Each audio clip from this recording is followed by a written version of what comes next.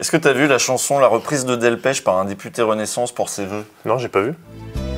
Si on manquait de quoi que ce soit, il y a toujours le 49.3 qu'Elisabeth peut dégainer. On ne veut pas en arriver là, l'opposition fait tout pour ça, et la majo doit avancer. Mais c'est qui ce mec? C'est Karl Olive. Pourquoi tu le dis comme ça?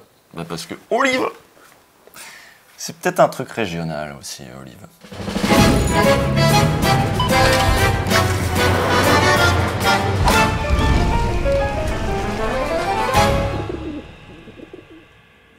Bon alors les manifs, c'est quoi ce travail là? Tout le monde est pas en manif? Attends, ça me dit un truc cette intro. Bon alors la grève, c'est quoi ce travail là? Tout le monde est pas en grève? Non, en octobre je parlais des grèves.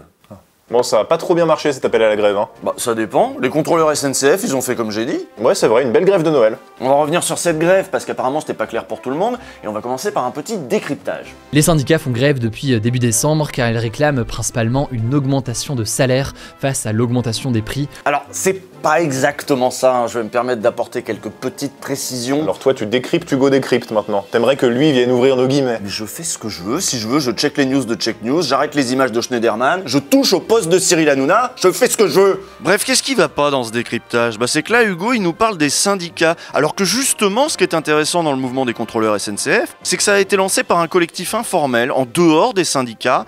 À la base, le truc, c'est une page Facebook, comme les Gilets jaunes. Sauf que les Gilets jaunes, ils faisaient leur manif le week-end. Il y avait qu'à envoyer les flics et attendre que ça s'essouffle. Mais ce n'est pas ce qu'a fait le collectif national ASCT, Agent Service Commercial Train, qui a pris l'initiative d'organiser 3 grèves, dont une particulièrement visible et gênante pendant la période de Noël. Un train supprimé, et c'est tout le week-end de Noël de Martine qui est annulé. Impossible pour elle de se rendre à Arcachon auprès des siens. Je vais aller voir une de mes petites nièces.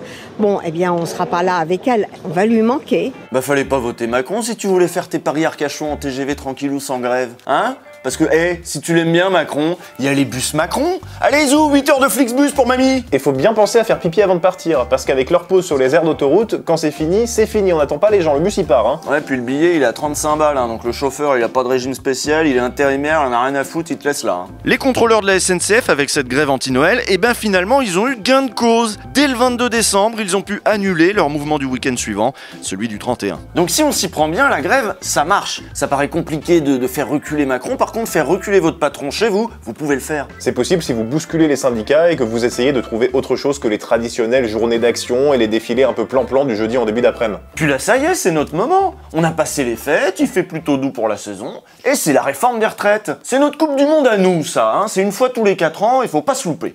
Et c'est pas le mois de janvier qui risque d'être très sombre. Ça pourrait être tout premier semestre avec des manifestations à répétition. Et c'est ce que redoute le gouvernement. C'est pour ça que ils ont intérêt à bien calculer leur affaire. Alors lui, c'est Yves Tréhard du Figaro. Il dit que ça va être très sombre, mais quand lui il est inquiet, nous ça veut dire qu'on a des raisons d'être optimistes. Ouais, il s'inquiète un max, ça c'est dans l'air. Hein. Écoutez le cadrage de la journaliste Caroline Roux. On a choisi d'intituler cette émission Janvier Noir. Est-ce que le président va pouvoir échapper à une forte contestation sociale contre la réforme des retraites? Et là c'est beau parce qu'on sent toute son empathie pour notre président, c'est dans la manière même de poser la question. Est-ce qu'il va s'en sortir le pauvre? Oui, alors qu'elle aurait pu poser la question du point de vue des salariés. Est-ce que eux, les salariés, vont s'en sortir face à cette réforme des retraites injuste et brutale? Et Caroline Roux, sa question, elle la pose à ce gars qui est plus fort que toi, parce que c'est un expert, il a un costard et il est assez dans l'air. Si l'on veut garder notre système de retraite par répartition, c'est-à-dire de solidarité entre les générations, c'est un bon système que le monde peut nous envier, qui coûte cher mais que le monde nous envie, il faut y mettre le prix, c'est-à-dire il faut faire une réforme du système en même temps que faire une réforme des financements. Ah bah ça valait le coup, ça, bravo l'expertise. Il faut sauver notre système par répartition, je l'avais jamais entendu celle-là. Ah, il a 2 doigts de nous dire, puisqu'on vit plus longtemps, il faut travailler plus longtemps. Bon alors c'est qui ce gars? On a zoomé sur son synthé un peu plus tôt, c'est pas pour rien, on va décoder ça ensemble. Décrypter. Décrypter, c'est pas juste quand on lit les dépêches AFP? Alors Bernard Vivier est donc directeur de l'Institut supérieur du travail, hein. Le bandeau nous dit même que c'est un spécialiste du dialogue social, ça fait bien, ça fait sérieux. Bon alors, c'est quoi cet IST là? C'est quoi cet institut? L'Institut c'est un institut. Alors on vous a déjà parlé de cet institut, c'était pas sur Mediapart, mais c'était dans notre portrait sur Alain Madelin pour Blast. Parce que oui, l'IST fait partie du réseau de structures qui gravitent autour de la fameuse centrale de Georges Albertini. Cet ancien collabo, qui a fait de la prison pour ça après la guerre, a fondé en 1948 un institut à l'aide de fonds qui venaient entre autres de la CIA. Cet institut, surnommé la Centrale ou la Centrale Albertini, va être une source de renseignements et de documentation pour tous les milieux qui avaient intérêt à lutter contre le communisme et le syndicalisme. Donc voilà, ce spécialiste du dialogue social, là, son institut, il a été fondé en 69 par Guy Lemonnier, un autre ancien collabo spécialisé dans la chasse aux syndicalistes et aux communistes. Et cet institut a recyclé pas mal de néo-nazis et de brutes de génération Occident, comme Alain Madelin. Donc lui, comme d'autres, de toute façon, ils font le tour des plateaux télé, payés notamment par des fonds patronaux, pour faire la promotion de toutes les réformes libérales. Par contre, là, ce qu'il dit, c'est pas dingue, hein. Il dit la même chose que tous les autres bourgeois. Il faut sauver notre système de retraite par répartition, parce que si on vit plus longtemps, il faut travailler pour un actif sur trois.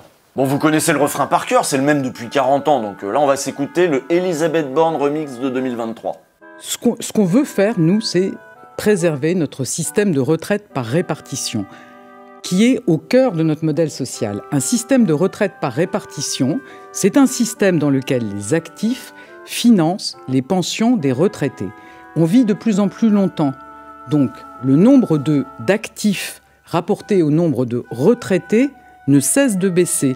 Si on veut préserver notre système de retraite, si on ne veut pas laisser une dette sur le dos des générations futures, si on ne veut pas baisser les pensions, alors il faut progressivement travailler plus longtemps. Donc en substance, on nous dit, bah voilà, on n'a pas le choix, c'est comme ça. Ou sinon, peut-être, on pourrait augmenter un peu les cotisations. Comme ça évite aux gens de prendre leur retraite alors qu'ils sont cassés, ils la prennent trop tôt, ils ont une pension incomplète, ou alors carrément de mourir au travail pour les plus pauvres. Parce qu'on le rappelle, si on prend ne serait-ce que l'âge de 62 ans, comme le montrait ce graphique de Libé, 25% des plus pauvres sont déjà morts. À 65 ans, bien joué, on monte à 30% des pauvres auxquels il n'y a plus à verser de retraite. Et si on prend 67 ans, bingo, là c'est presque 40% des pauvres qui sont morts. Alors c'est mort prématuré qu'ils se rassurent parce qu'ils ont cotisé quand même toute leur vie, et donc du coup c'est grâce à leur mort que le système peut être à l'équilibre. Et c'est ça qui va payer le billet de train là de Martine à Arcachon. Alors c'est pas exactement comme ça que ça marche, parce qu'une fois que t'es mort, tu cotises plus. Ah! Sinon, autre idée, si tu meurs avant l'âge de la retraite, en fait, tu dois des cotisations quand même, et Elisabeth Borne, elle a le droit d'envoyer des huissiers à ta famille. Bon, vous voyez, si c'est juste une question de financement, on peut être inventif. Ouais. Ou alors, on fait comme j'ai dit, on augmente un petit peu les cotisations, et puis, non. Pourquoi non? Non, parce que non.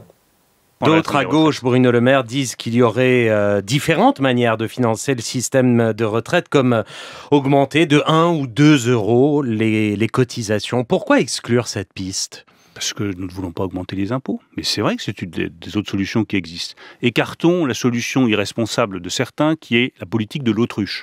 On se met la tête sous le sable, on attend que le système coule, et puis une fois qu'il aura coulé, on aura dit « Ah bah désolé, on n'a pas eu le courage ». Bon voilà, augmenter un peu les cotises, c'est irresponsable. Faire bosser les gens jusqu'à la mort, c'est courageux.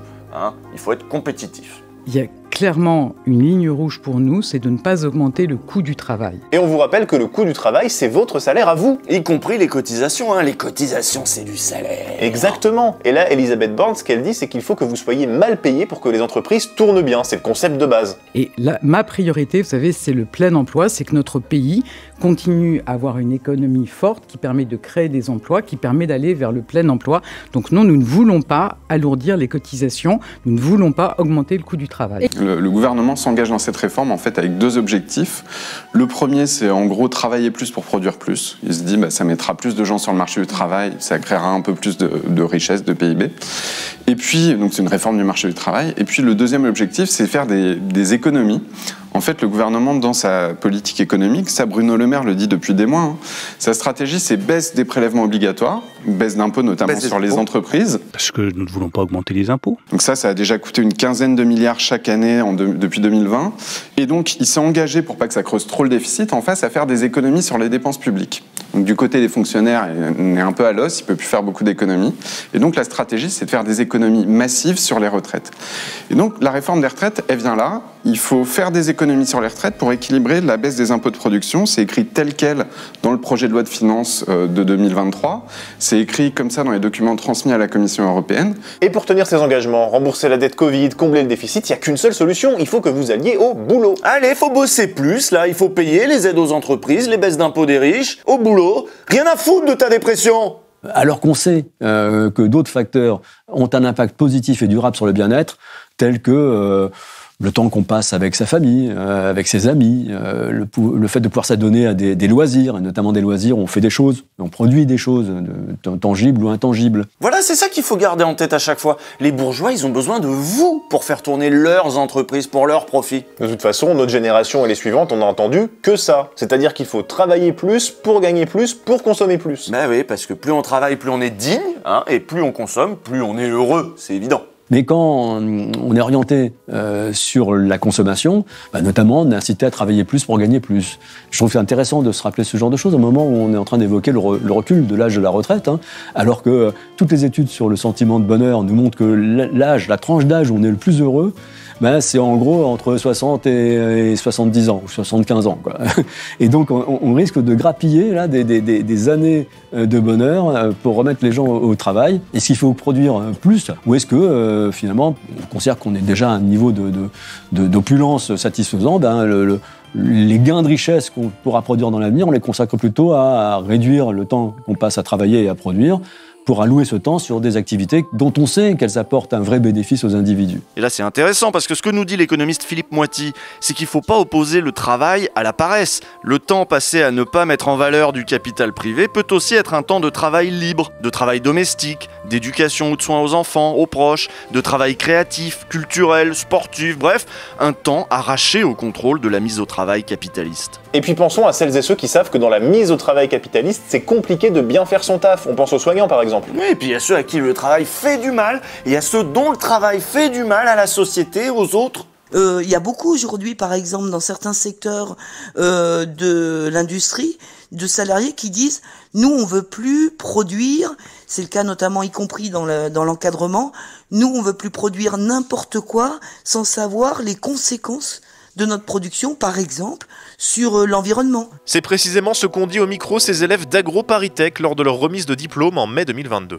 AgroParisTech forme chaque année des centaines d'élèves à travailler pour l'industrie de diverses manières. Trafiquer en labo des plantes pour des multinationales qui renforcent l'asservissement des agricultrices et des agriculteurs. Concevoir des plats préparés et ensuite des chimiothérapies pour soigner les maladies causées. Inventer des labels bonne conscience pour permettre aux cadres de se croire héroïques en mangeant mieux que les autres. Et nous sommes plusieurs à ne pas vouloir faire mine d'être fiers et méritantes d'obtenir ce diplôme à l'issue d'une formation qui pousse globalement à participer aux ravages sociaux et écologiques en cours. L'agro-industrie mène une guerre aux vivants et à la paysannerie partout sur Terre. Nous pensons que l'innovation technologique ou les start-up ne sauveront rien d'autre que le capitalisme. Et là c'est intéressant parce que la question des retraites elle a aussi des enjeux intergénérationnels et les différentes générations en ce moment elles communiquent pas bien entre elles. Vous voyez bien que les jeunes c'est des doomers, ils croient plus en rien, ils sont là ouais de toute façon moi j'aurai jamais de retraite, de toute façon dans 10 ans la planète ce sera un enfer, je vais coller ma main sur Yannick Jadot, j'ai plus rien à perdre. Donc c'est ça ton imitation de jeune? Oui, mais en même temps, je les comprends, parce que c'est eux qui vont payer avec leurs cotisations la retraite des vieux qui votent Macron, qui sont en SUV sur la Côte d'Azur. C'est en substance ce qu'expliquait Marine Tondelier, la secrétaire générale d'Europe Écologie Les Verts, dans une interview à Ouest France le 27 décembre dernier. Il est compliqué de demander aux jeunes générations une solidarité intergénérationnelle sur les retraites, tant qu'il n'y a pas de solidarité intergénérationnelle sur le climat. Je vois pas comment, dans 15 ans, des jeunes accepteront de donner une partie significative de leur salaire pour payer les retraites de celles et ceux qui leur auront laissé une planète à plus 4 degrés. Une déclaration qui a probablement énervé les boomers, évidemment. Ah bah moi je me suis mise à pleurer, carrément. Mais elle a raison, Tondelier. Il est tondelier ces différentes luttes entre elles. Mais on fait comment ? Bon, on va voir, mais c'est tout l'enjeu. Est-ce que les jeunes vont en avoir rien à foutre des manifs contre la réforme des retraites, ou est-ce qu'au contraire, ils vont s'emparer pleinement de ces questions? Parce que vous voyez bien que le gouvernement veut cette réforme pour continuer d'orienter le pays vers davantage de productivisme, de consumérisme. C'est le modèle qui est en jeu pour eux. Les retraites, c'est un terrain de bataille parmi d'autres. Les méga-bassines, c'est un terrain de bataille, l'assurance chômage, les réformes des lycées, de l'université, tout ça, c'est pareil. Et toutes ces batailles, dont la bataille des retraites, il va falloir les mener parce que leur modèle, il nous emmène dans le mur, y compris face à l'urgence climatique. C'est lié tout ça, donc il va falloir se battre, va falloir être mobilisé et créatif, comme les contrôleurs de la SNCF, quitte à déborder un peu des cadres traditionnels. Hein les jeunes, il faut tout donner là, c'est votre moment. Parce que nous, en plus les jeunes vieux, on compte sur vous les jeunes. Parce que là, on vit déjà dans le monde de demain, du réchauffement, etc. Mais on vit dans le monde de demain avec la société d'hier. Ça peut pas durer, hein? À lundi, dans 2 semaines.